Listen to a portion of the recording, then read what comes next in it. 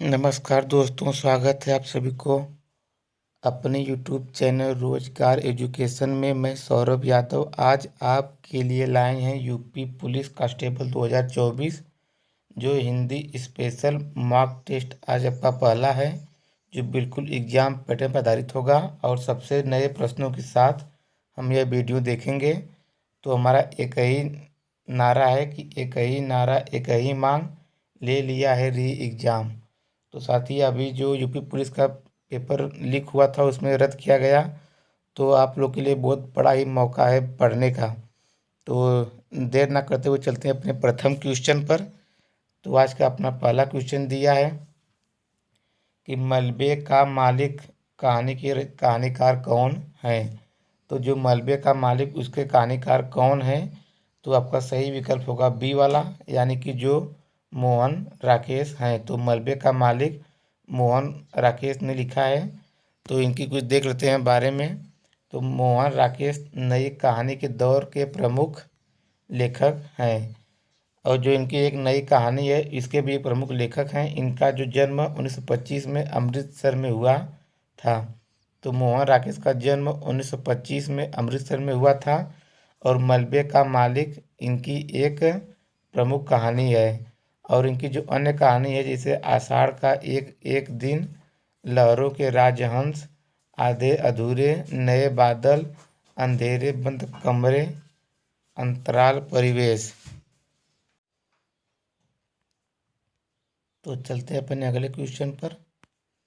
तो अगला क्वेश्चन दिया है कि निम्न में से कौन सा कवि भारतेंदु युगीन नहीं है। तो साथ ही बताना है कि कौन से कवि जो भारतेंदु युग के नहीं है। तो क्या आपके बद्री नारायण चौधरी प्रेमघन ये आपके भारतेंदु युग के हैं, या ठाकुर जगमोहन सिंह, या पंडित अंबिकादत्त व्यास, या श्रीधर पाठक। तो जो आपका सही विकल्प होगा वो आपका होगा डी वाला, यानी कि श्रीधर पाठक। तो बद्री नारायण चौधरी और जो प्रेमघर यानी कि ठाकुर जगमोहन सिंह तथा पंडित अंबिकादत्त व्यास, ये सब आपके भारतेंदु युग के साहित्यकार हैं। और जो आपके आचार्य रामचंद्र शुक्ल ने भारतेंदु युग का सीमांकन 1868 से 1893 ईस्वी में माना है। इसे नई धारा प्रथम उत्थान और इनका एक नाम दिया। और जो आपके श्रीधर पाठक ये आपके खड़ी बोली के प्रथम स्वच्छंदवादी कवि थे। तो आपका दूसरे का डी राइट आंसर होगा। आपका श्रीधर पाठक जो है ये आपके स्वच्छंदतावादी कवि थे। और आपके जो बद्री नारायण चौधरी और ठाकुर जगमोहन सिंह और पंडित अंबिकादत्त व्यास, ये तीनों आपके भारतेंदु युग के साहित्यकार हैं। तो चलते हैं अपने अगले क्वेश्चन पर। तो अगला क्वेश्चन दिया है कि पयोधी, सिंधु, वारिस किसके पर्यायवाची शब्द हैं। तो साथ ही बताना है कि आपका जो पयोधी, सिंधु और वारिस ये तीनों किसके पर्यायवाची शब्द हैं। तो क्या आपके मेघ के हैं, या समुद्र के, या नदी के, या गंगा के। तो आपका पयोधी, सिंधु, वारिस आपके समुद्र के तीनों पर्यायवाची हैं। तो आपके समुद्र के कौन कौन से पर्यायवाची होते हैं ये भी देख लेते हैं। तो आपका समुद्र का एक पयोधी होता है, एक सिंधु, एक वारिस, रत्नाकर, जलोधि, नीरनिधि और उदधि। ये सब आपके समुद्र के पर्यायवाची शब्द होते हैं। तो अब देखते हैं नदी के पर्यायवाची कौन से होते हैं। तो नदी का आपका सरिता होता है, निर्झरिणी होता है, तरंगिनी, अपगा, तरिणी आदि, ये सब आपके नदी के पर्यायवाची शब्द होते हैं। गंगा का पर्यायवाची मंदाकिनी होता है, सुरसरी, देव नदी, भागीरथी, विष्णु नदी, त्रिपथगा आदि, ये सब आपके गंगा के पर्यायवाची शब्द होते हैं। तो मेघ के आपके जो बादल होते हैं, मेघ के पर्यायवाची शब्द बादल, जलधर, वारिद, नीरद, वारिद, ये सब आपके मेघ के पर्यायवाची शब्द होते हैं। तो चलते हैं अपने अगले क्वेश्चन पर। तो अगला क्वेश्चन दिया है कि वाक्य में काम करने वाले को क्या कहते हैं। तो साथ ही बताना है कि वाक्य में जो काम करने वाले को क्या कहते हैं। तो वाक्य में काम करने वाले को कर्ता कहते हैं। तो आपका चौथे का ए राइट आंसर होगा कर्ता। तो देखते हैं कि वाक्य में जो शब्द काम करने वाले के अर्थ में आता है उसे कर्ता कहते हैं। तो कर्ता की जो विभक्ति होती है वो आपकी ने होती है। जैसे श्याम ने मिठाई खाई, तो वाक्य में काम करने वाले को कर्ता कहते हैं और कर्ता की जो विभक्ति होती है वो आपका विभक्ति आपकी इसकी ने होती है। जैसे राम राम ने या श्याम ने मिठाई खाई, तो आपका जो होगा चौथा का ए राइट आंसर होगा कर्ता। तो वाक्य में जो काम करता है उसे कर्ता कहते हैं। तो चलते हैं अपने नेक्स्ट क्वेश्चन पर। अगला क्वेश्चन दिया है कि वधूत्सव का संधि विच्छेद रूप क्या है। तो साथी बताना है आपको कि वधूत्सव का संधि विच्छेद क्या है, क्या होगा। तो क्या आपका वधन उत्सव होगा या वध धन उत्सव या वधू धन उत्सव या वधोधन उत्सव। तो आपका वधूत्सव का जो संधि विच्छेद होगा वो आपका होगा वधू धन उत्सव। तो आपका सी इधर सही विकल्प होगा। तो देखते हैं क्या दिया है कि दो वर्णों के मेल से होने वाले जो विकार को संधि कहते हैं। तो संधि किसे कहते हैं, तो दो वर्णों के मेल से जो विकार उत्पन्न होता है या प्रकट होता है उसे संधि कहते हैं। मुख्य रूप से आपके संधि तीन प्रकार के होते हैं। एक आपका स्वर संधि होता है और दूसरा व्यंजन और तीसरा विसर्ग संधि। तो आपके संधि तीन प्रकार के होते हैं, एक स्वर संधि, व्यंजन और विसर्ग। तो चलते हैं अपने अगले क्वेश्चन पर। अगला क्वेश्चन दिया है कि बाग बाग होना, ये मुहावरे का सही अर्थ क्या होगा। तो बाग बाग होने के मुहावरे का सही अर्थ क्या होगा। तो क्या आपका आसान काम या हरियाली छाना या खुश होना या कार्य सिद्ध होना। तो बाग बाग होना यानी कि खुश होना। तो बाग बाग होने का जो मुहावरे का सही अर्थ होगा वो आपका होगा खुश होना। और घड़ों पानी भर जाना, इसका क्या अर्थ होगा अत्यंत लज्जित होना। खाग छानना, इसका अर्थ होगा यानी मुहावरा भटकना। और गुल्लर का फूल होना यानी कि बहुत दिनों बाद दिखाई देना। तो बाग बाग होने के मुहावरे का सही अर्थ होगा खुश होना। तो चलते हैं अपने अगले क्वेश्चन पर। अगला क्वेश्चन दिया है कि निम्नलिखित में से कौन सा संधि विच्छेद का एक गलत उदाहरण है। तो आपको बताना है कि इसमें से कौन सा एक गलत उदाहरण है जो संधि विच्छेद किया गया है। तो क्या महाधन ओज ये आपका सही है या गलत। पौधन अक, नौधन इक, परोधन उपकार। तो ये जो आपके तीनों सही, महाधन ओज यह भी आपका सही संधि विच्छेद है। ये भी पौधन अक ये भी सही है और नौधन इक। तो आपका जो सही विकल्प होगा वो आपका होगा डी वाला यानी कि परोधन उपकार। तो परो ना होकर आपका सही विकल्प होगा परधन उपकार, जिसे परोपकार कहते हैं। तो परोधन उपकार गलत संधि विच्छेद का उदाहरण है। इसका सही संधि विच्छेद आपका परधन उपकार जिसे परोपकार होगा। यह वृद्धि संधि का उदाहरण है जहाँ पर अ प्लस ओ मिलके आपका ओ बन जाते हैं। तो यह आपके वृद्धि संधि का उदाहरण है। तो आपका सही विकल्प होगा डी वाला यानी कि परो धन उपकार। ये आपका गलत संधि विच्छेद है। तो चलते हैं अपने अगले क्वेश्चन पर। अगला क्वेश्चन दिया है कि निम्नलिखित वाक्यांश में अपदान कारक प्रयुक्त हुआ है। तो साथ ही बताना है कि इस वाक्य में कौन सा अपदान कारक प्रयुक्त हुआ है। तो क्या श्याम का घर इसमें अपदान कारक है या पेड़ से गिर पड़ा या कुर्सी के नीचे या आरी से काटो। तो आपका सही विकल्प होगा बी वाला यानी कि पेड़ से गिर पड़ा।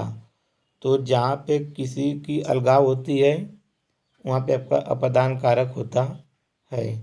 तो आपका सही विकल्प होगा बी वाला।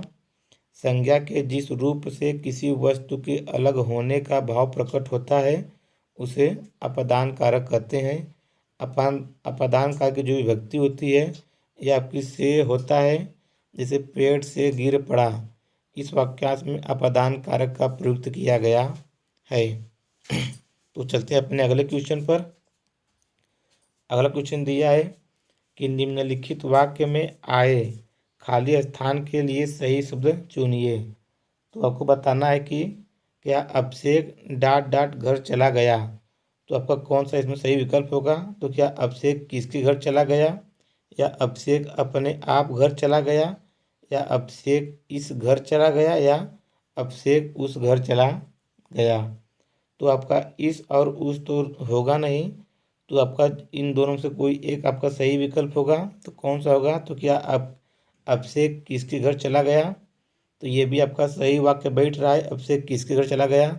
पर यहाँ पे आपका किसके दिया है, तो आपके यहाँ पर लास्ट में प्रश्नवाचक होना चाहिए। तो यानी कि आपका किसके भी नहीं होगा, तो आपका जो सही विकल्प होगा वो आपका होगा बी वाला, यानी कि अब से अपने आप घर चला गया।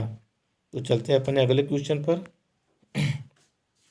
अगला क्वेश्चन दिया है कि जिस पर क्रिया का प्रभाव पड़े उसे क्या कहते हैं। बहुत ही महत्वपूर्ण प्रश्न है कि जिस पर क्रिया का प्रभाव पड़े उसे क्या कहते हैं। तो क्या कर्ता कहते हैं, करण, कर्म या अपादान। तो जिस पर क्रिया का फल या प्रभाव पड़े उसे कर्म कहते हैं। तो आपका सही विकल्प होगा सी वाला, यानी कि कर्म। तो इसके कुछ देख लेते हैं एग्जाम्पल, जैसे कि वाक्य में क्रिया का फल जिस शब्द पर पड़ता है उसे कर्म कहते हैं। इसकी विभक्ति आपकी को होती है। तो कर्म की विभक्ति आपकी को होती है। जैसे मैंने हरि को बुलाया, इसमें आपका जो विभक्ति दिया है ये आपका को दिया है। और अगला दिया माँ ने बच्चे को सुलाया, तो यहाँ पे आपका विभक्ति को है। तो कर्म की विभक्ति आपकी को होती है, यानी कि जिस पर क्रिया का प्रभाव पड़े उसे कर्म कहते हैं। तो चलते हैं अपने अगले क्वेश्चन पर। तो अगला क्वेश्चन दिया है कि निम्नलिखित में कौन सा तत्सम तद्भव जोड़ी का सही विकल्प नहीं है। तो बताना है कि इसमें तत्सम और तद्भव जोड़ी का कौन सा सही विकल्प नहीं है। तो क्या आपका सूत्र का सूत होता है, हस्त का हाथ होता है, चक्र का गोला या ग्राहक का गाहक। तो आपका सूत्र का सूत ये आपका सही तद्भव है, हस्त का तद्भव हाथ होता है और ग्राहक का तद्भव गाहक होता है। और जो आपका चक्र दिया है इस चक्र का तद्भव आपका चाक होता है। तो आपका सही विकल्प होगा सी वाला, यानी कि जो आपका यह जोड़ी गलत है। तो हमने बताया कि चक्र का तद्भव शब्द आपका चाक होता है। तो चलते हैं अपने अगले क्वेश्चन पर। अगला क्वेश्चन दिया है कि निंदा का विलोम शब्द क्या होगा। तो साथ ही बताना है कि निंदा का विलोम शब्द क्या होगा। तो क्या निंदा का स्तुति होता है, या राग, या द्वेष, या सम्मान। तो निंदा का आपका सही विकल्प होगा ए वाला, यानी कि निंदा का विलोम शब्द स्तुति होता है। तो यहाँ पे देखते हैं निंदा का आपका स्तुति होता है और राम का विलोम आपका विराग होता है। सॉरी, राम नहीं, यहाँ पे राग रहेगा। तो राग का विलोम विराग होता है। और सम्मान का विलोम अपमान होता है। उत्तम का अधम और धनी का विलोम निर्धन होता है। तो निंदा का जो विलोम शब्द होगा वो आपका स्तुति होगा। तो आपका सही विकल्प होगा ए वाला, यानी कि स्तुति। तो चलते हैं अपने अगले क्वेश्चन पर। अगला क्वेश्चन दिया है कि विरोधी पक्ष का वाक्यांश के लिए एक सार्थक शब्द कौन सा है। तो बताना है कि विरोधी पक्ष का आपका जो एक वाक्य यानी कि वाक्यांश के लिए सिर्फ एक सार्थक शब्द क्या होगा। तो क्या विरोधी पक्ष को हम पक्षपाती कहते हैं, या विपक्षी कहते हैं, या पक्षघाती, या द्विपक्षी। तो आपका कौन सा होगा सही विकल्प होगा। तो आपका होगा बी वाला, यानी कि विपक्षी। तो विरोधी पक्ष का यानी कि हम उसे विपक्षी कहते हैं। तो विपक्षी किसे कहते हैं, यानी कि विरोधी पक्ष वालों को हम विपक्षी कहते हैं। प्रतिनिधि किसे कहते हैं, यानी कि जो किसी के बदले में बोलता या कुछ करता है उसे प्रतिनिधि कहते हैं। और प्रतिवादी किसे कहते हैं, यानी कि जो अभियोग का विरोध करता है उसे प्रतिवादी कहते हैं। और पक्षपाती जो किसी का पक्ष ले उसे पक्षपाती कहते हैं। तो आपका 13 का बी राइट आंसर होगा, विरोधी पक्ष का हम विपक्षी कहते हैं। तो चलते हैं अपने अगले क्वेश्चन पर। अगला क्वेश्चन दिया है कि इनमें से जो पहले कभी न हुआ हो को व्यक्त करने वाला कौन सा एक शब्द है। तो साथ ही बताना है कि जो पहले कभी न हुआ हो इसका एक वाक्यांश क्या होगा। तो क्या आपका अभूतपूर्व होगा, या भूतपूर्व, या अनादि, या अद्वितीय। तो जो आपका सही विकल्प होगा वो आपका होगा ए वाला, यानी कि अभूतपूर्व। तो जो पहले कभी न हुआ हो इसे अभूतपूर्व कहते हैं। और भूतपूर्व किसे कहते हैं, यानी कि जो पहले हुआ हो या हुआ था उसे भूतपूर्व कहते हैं। आपका अद्वितीय किसे कहते हैं, यानी कि जिसके समान कोई दूसरा नहीं हो उसे अद्वितीय कहते हैं। तो जो पहले कभी न हुआ हो उसे अभूतपूर्व कहते हैं। तो आपका सही विकल्प होगा अभूतपूर्व। तो चलते हैं अपने अगले क्वेश्चन पर। अगला क्वेश्चन दिया है कि किस वर्ष साहित्य अकादमी पुरस्कार नहीं दिया गया। तो साथियों बताना है कि साहित्य अकादमी पुरस्कार किस वर्ष नहीं दिया गया। तो क्या आपके सन 1955 में नहीं दिया गया था, या 1962 में, या 1965, या 2000 में। तो जो आपका सही विकल्प होगा वो आपका होगा बी वाला, यानी कि 1962 में। तो आपका सही विकल्प होगा बी वाला, यानी कि 1962 में आपका साहित्य अकादमी पुरस्कार नहीं दिया गया था। साहित्य अकादमी पुरस्कार की स्थापना भारत सरकार द्वारा वर्ष 1954 में की गई थी। तो यहाँ से भी प्रश्न बन सकता है कि साहित्य अकादमी पुरस्कार की स्थापना किस वर्ष हुई थी। तो 1954 में की गई थी, भारत सरकार द्वारा की गई थी। इस प्रतिवर्ष मान्यता प्रदत्त भारत की 24 प्रमुख भाषाओं में से प्रत्येक में प्रकाशित सर्वोत्कृष्ट साहित्यिक रचना को यह पुरस्कार प्रदान किया जाता है। वर्ष 1962 में हिंदी भाषा के लिए साहित्य अकादमी पुरस्कार नहीं दिया गया। तो 1962 में आपका साहित्यिक अकादमी पुरस्कार नहीं दिया गया था। और वर्ष 2020 में हिंदी भाषा के लिए साहित्यिक अकादमी पुरस्कार अनामिका को उनकी कविता टोकरी में दिगंत के लिए दिया गया था। तो आपका जो सही विकल्प होगा वो आपका होगा बी वाला, यानी कि साहित्य अकादमी पुरस्कार कब नहीं दिया गया था। तो 1962 में नहीं दिया गया था। तो चलते हैं अपने अगले क्वेश्चन पर। अगला क्वेश्चन दिया है कि निम्न उपन्यासों में कौन सा मृदुला गर्ग द्वारा रचित नहीं है। तो साथ ही बताना है कि इसमें जो आपके मृदुला गर्ग यानी कि जो आपके कवि हैं इनकी कौन सी रचना इसमें नहीं है। तो क्या उसके हिस्से की धूप, या रुकोगी नहीं राधिका, या चित कोबरा, या मैं। तो देखते हैं जो आपका मृदुला गर्ग है इनका जन्म आपका अक्टूबर 1938 में हुआ था। तो जो आपके मृदुला गर्ग हैं इनका जन्म आपका अक्टूबर 1938 में कोलकाता में हुआ था। और जो उनके हिस्से की धूप 1975 में, चित कोबरा 1979 में, और इनका मैं 1984 में, और कठगुलाब उनकी 1996 में आदि प्रमुख रचनाएं हैं। तो इनका जो रुकोगी नहीं राधिका यह इनकी प्रमुख रचना नहीं है। तो आपका सही विकल्प होगा बी वाला। तो चलते हैं अपने अगले क्वेश्चन पर। तो ये आपका जो रुकोगी नहीं राधिका उषा ये आपके उषा प्रियवंदा की एक प्रमुख रचना है। तो चलते हैं अपने अगले क्वेश्चन पर। अगला क्वेश्चन दिया है कि निम्नलिखित में से सही वाक्य की पहचान कीजिए। तो साथी बताना कि कौन सा वाक्य सही है। तो क्या जाने कि मैं कैसे जी रहा हूँ, यह आपका सही है। या वह कैसे जाने कि क्या मैं जी रहा हूँ, या वह क्या जाने कि मैं कैसे जी रहा हूँ, या वे क्या जाने कि मैं कैसे जी रहा हूँ। तो बताना है कौन सा वाक्य सही है। तो ये हम आपके लिए छोड़ दे रहे हैं, क्वेश्चन होमवर्क के लिए आपका है। आप हमें ज़रूर कमेंट में बताएंगे कि इसका कौन सा सही विकल्प होगा। तो चलते हैं अपने अगले वाले क्वेश्चन पर।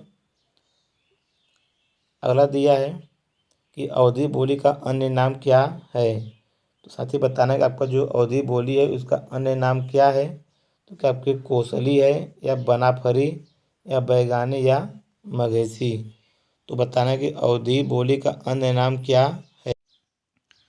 तो जो आपका अवधी बोली का अन्य नाम है वह आपका कोसली है। तो अवधी आपका हिंदी की एक प्रमुख उपभाषा या बोली है जिसका प्राचीनतम रूप यानी कि आपका जो 7वीं-8वीं शताब्दी से ही दिखने लगता है। और पूर्वी जो आपकी अवधी कोसली, पश्चिमी अवधी को गांजरी यानी कि जो लखीमपुर में, एवं बैसवाड़ी आदि इनके अन्य नाम हैं। तो चलते हैं अपने अगले क्वेश्चन पर। अगला क्वेश्चन दिया है कि निम्नलिखित में कौन सा शब्द तत्सम है। तो साथी बताना कौन सा शब्द आपका तत्सम है। तो क्या आपका उज्ज्वल, इकट्ठा, कंवल या उपरोक्त। तो जो आपका तत्सम शब्द है वह आपका उज्ज्वल है। तो उज्ज्वल का जो तद्भव होता है वह आपका उजला होता है। तो देखते हैं कि दिए गए विकल्प में जो आपका उज्ज्वल यानी कि जो तत्सम शब्द है और इस उज्ज्वल का तद्भव आपका उजला होता है, और जो आपका इकट्ठा, कंवल एवं उपरोक्त तद्भव शब्द हैं जिसका तत्सम आपका इकट्ठा का एकत्र होता है और कंवल का कमल एवं उपयुक्त होगा। तो आपका तत्सम शब्द उज्ज्वल होगा। तो चलते हैं अपने अगले क्वेश्चन पर। अगला क्वेश्चन दिया है कि निम्नलिखित में से सही वाक्य की पहचान कीजिए। तो क्या मैं रविवार के दिन तुम्हारे घर आऊँगा, या मैं रविवार को तुम्हारे घर आऊँगा, या मैं रविवार को तुम्हारे घर को आऊँगा, या मैं रविवार दिन को तुम्हारे घर आऊँगा। तो जो आपका यहाँ पे दिन दिया है तो ये दोनों आपके तो सही विकल्प नहीं होंगे, इनको पहले काट दिएंगे। तो मैं रविवार को तुम्हारे घर आऊँगा या मैं रविवार को तुम्हारे घर को आऊँगा, तो ये भी आपका गलत होगा। तो आपका सही विकल्प होगा बी वाला, यानी कि मैं रविवार को तुम्हारे घर आऊँगा।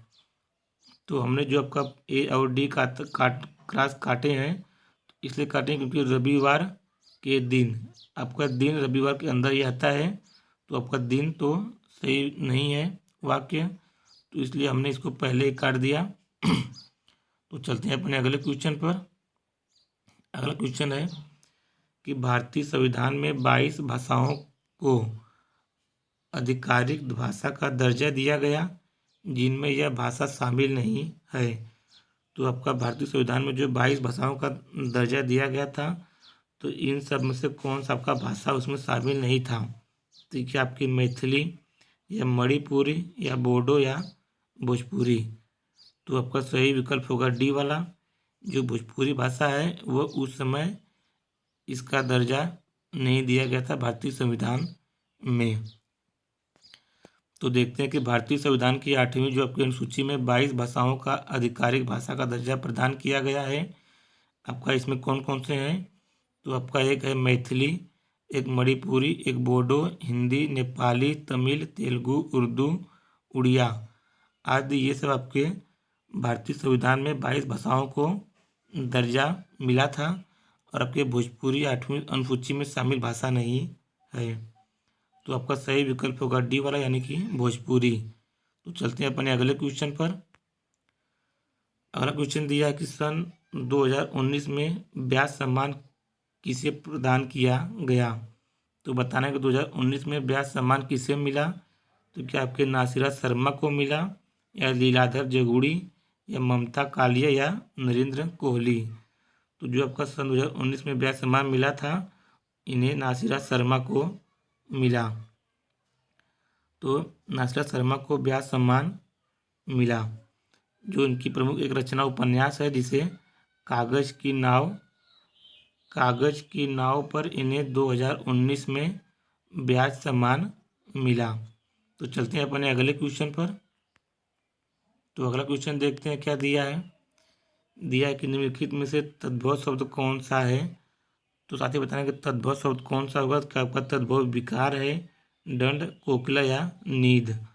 तो आपका तद्भव शब्द आपका सही विकल्प होगा डी वाला, यानी कि जो आपका नींद वो आपका तद्भव शब्द है। इसका तत्सम आपका निद्रा होता है। तो आपका नींद का तत्सम शब्द आपका निद्रा होता है। तो चलते हैं अपने अगले क्वेश्चन पर। अगला क्वेश्चन दिया है कि निम्नलिखित में कौन सा असुर का पर्यायवाची शब्द नहीं है। तो बताना कि असुर का पर्यायवाची शब्द कौन सा नहीं है। तो क्या असुर का निशाचर, धनुज, राक्षस या महाकाय। तो जो आपका सही विकल्प होगा वो आपका होगा डी वाला, यानी कि आपके महाकाय जो है ये आपके असुर का पर्यायवाची शब्द नहीं है। महाकाय आपके विशाल का एक समानार्थी शब्द होता है। तो आपका जो निशाचर दिया है ये आपके असुर, तनुज और राक्षस, ये तीनों आपके असुर के पर्यायवाची शब्द होते हैं। आपका जो महाकाय है ये आपके विशाल का एक समानार्थी शब्द होता है। तो चलते हैं अपने अगले क्वेश्चन पर। अगला क्वेश्चन दिया है कि निम्नलिखित में से कौन सा विकल्प शब्द और उनके विलोम शब्द की सही जोड़ी नहीं है। तो कौन सा आपका सही जोड़ी नहीं है, तो क्या राग का विलोम शब्द विराग होता है, या व्यष्टि का समाष्टि होता है, या बच्चा का जवान होता है, या उत्तम का अधम होता है। तो जो आपका सही विकल्प होगा वो आपका होगा सी वाला, यानी कि जो बच्चा का जवान ये आपका विलोम शब्द नहीं है, बच्चा का आपका विलोम शब्द आपका बूढ़ा होता है। तो बच्चा का विलोम शब्द आपका बूढ़ा होता है, तो इसलिए आपका सही विकल्प होगा सी वाला। और राग का विलोम शब्द विराग होता है, व्यष्टि का समष्टि होता है, और उत्तम का विलोम शब्द अधम होता है। तो चलते हैं अपने अगले क्वेश्चन पर। अगला क्वेश्चन दिया है कि सुधी, मनीषी, बुध निम्नलिखित में से किसके पर्यायवाची शब्द हैं। तो साथ ही बताना है कि जो आपका सुधी, मनीषी और बुध ये किसके पर्यायवाची शब्द होते हैं। तो क्या पंडित के होते हैं, या धनी के, या पति, या गुरु। तो आपका सुधी, मनीषी, बुध ये आपके तीनों पंडित के पर्यायवाची शब्द होते हैं। तो पंडित के और कौन से पर्यायवाची शब्द होते हैं, आपका सुधी, मनीषी, बुध और विद्वान और मर्मज्ञ, ये सब आपके पंडित के पर्यायवाची शब्द होते हैं।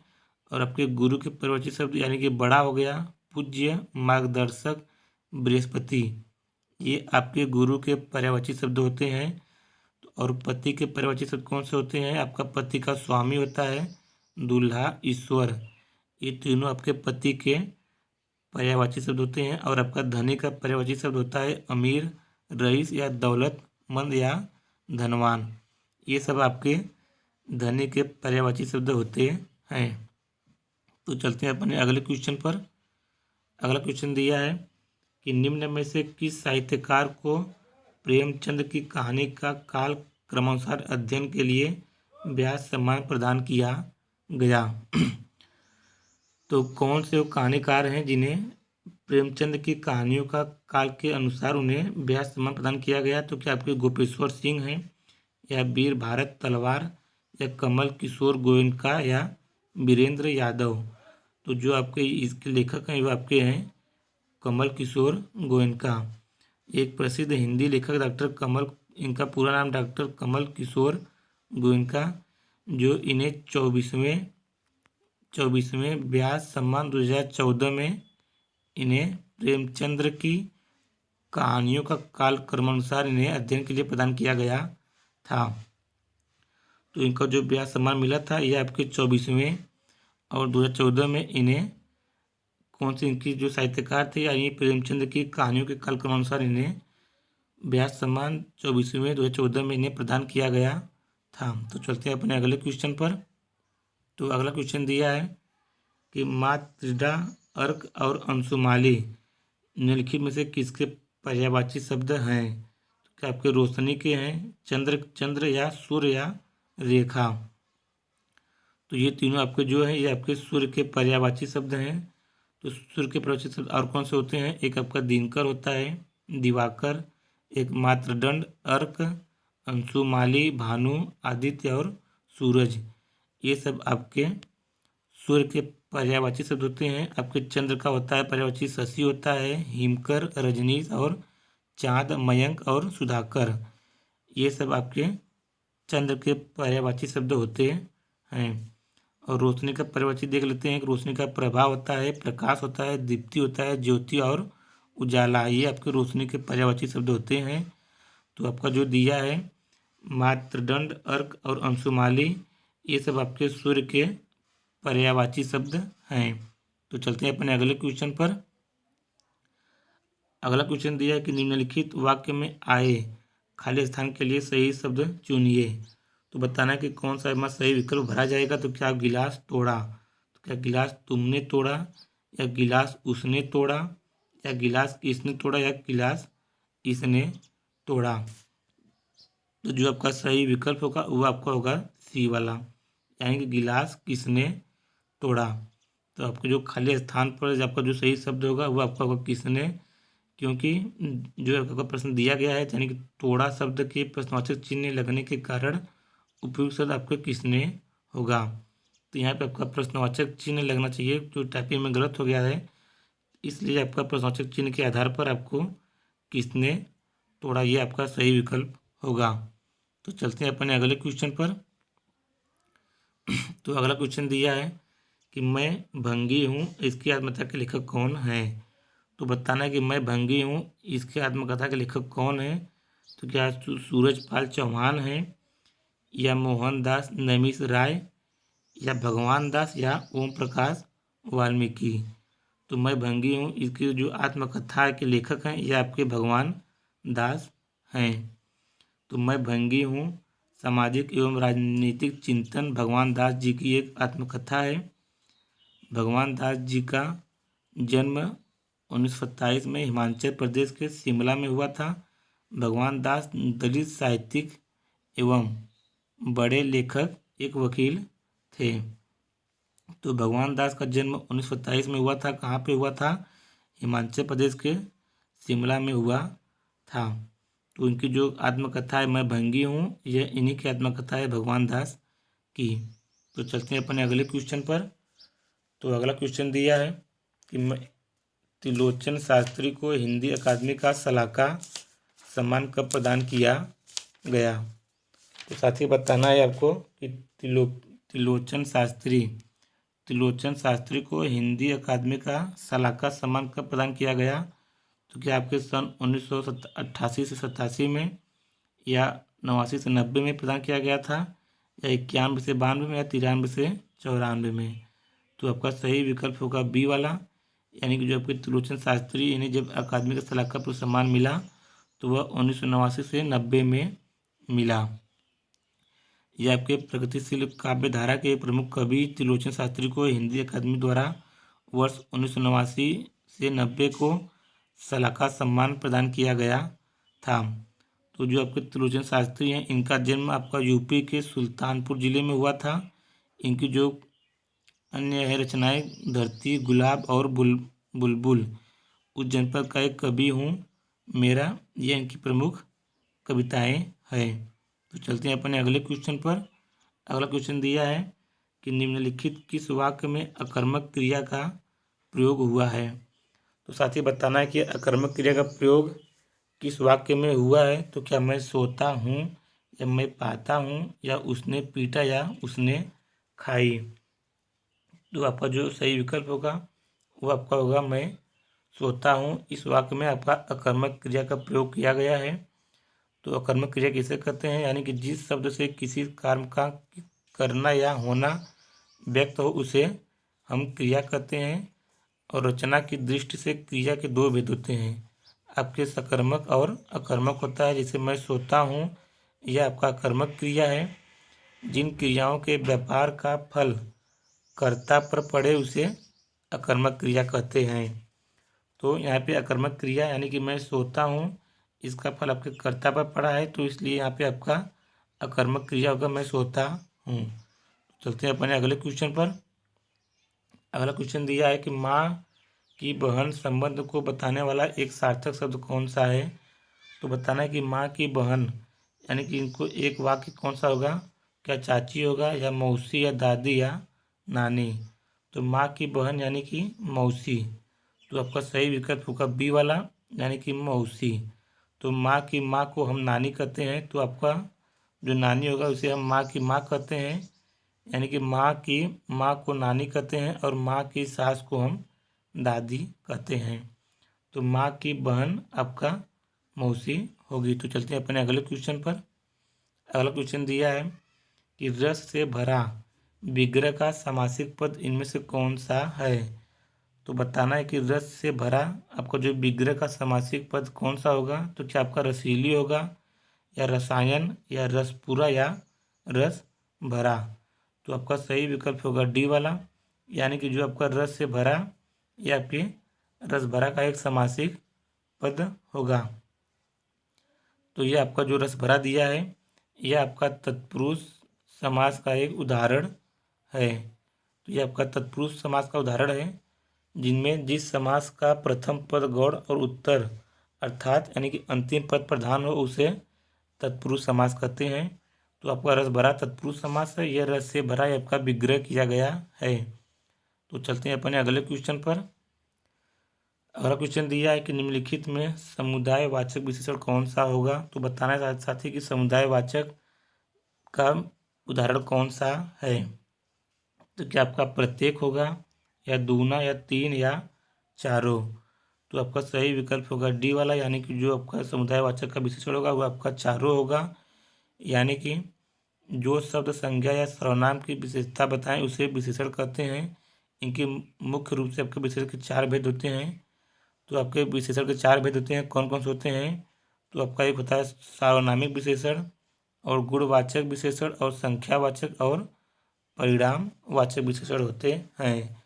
तो आपके जो यहाँ पे चारों दिया है ये आपके समुदायवाचक का एक उदाहरण है। तो आपका जो तीन दिया है ये आपके संख्यावाचक का एक उदाहरण है। तो चलते हैं अपने अगले क्वेश्चन पर। अगला क्वेश्चन दिया है कि बहुत बढ़ा चढ़ाकर कही गई उक्ति। तो बहुत बढ़ा चढ़ाकर कही गई उक्ति वाक्यांश के लिए एक शब्द कौन सा होगा। तो क्या आपका सही विकल्प होगा। तो आपका होगा अतिशयोक्ति।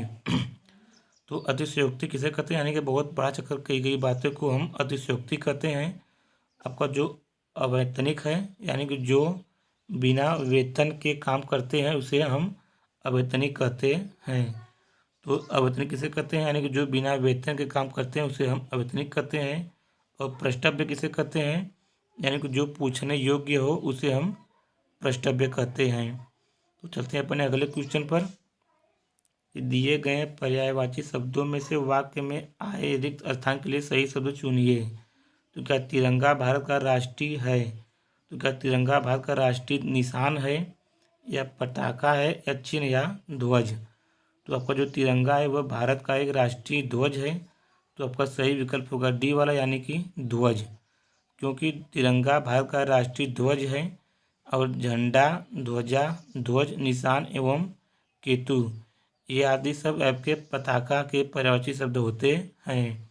तो आपका तिरंगा भारत का राष्ट्रीय एक ध्वज है। तो यहाँ पे आपका ध्वज सही विकल्प होगा। तो आपका सही विकल्प होगा डी वाला, यानी कि ध्वज। तो आज के लिए बस इतना ही। अगर आप लोग को मेरा वीडियो अच्छा लगे तो वीडियो को प्लीज़ ज़रूर लाइक करें, और चैनल को ज़रूर सब्सक्राइब करें, ताकि हम जब भी वीडियो अपना लाएँ तो आपको सबसे सर्वप्रथम